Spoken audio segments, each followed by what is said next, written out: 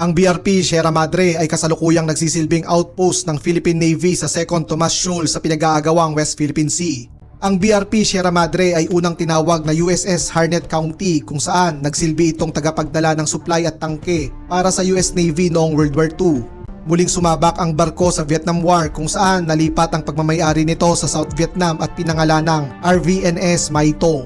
Makalipas ang pagbagsak ng Saigon, isinakay sa barkong ito ang 3,000 na mga Vietnamese refugee para matakasan ang mga komunista. Pumunta ang RVNS Mai To sa Subic Bay sa Pilipinas kung saan tinanggap ng mga Filipino ang mga refugee.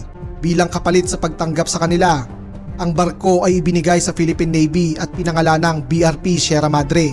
Nagsilbi itong amphibious landing ship hanggang 1990s kung saan noong 1999, sadya itong isinadsad sa 2nd Tomas Shoal kasama ang detachment ng mga Philippine Marines para markahan ang ating teritoryo sa West Philippine Sea.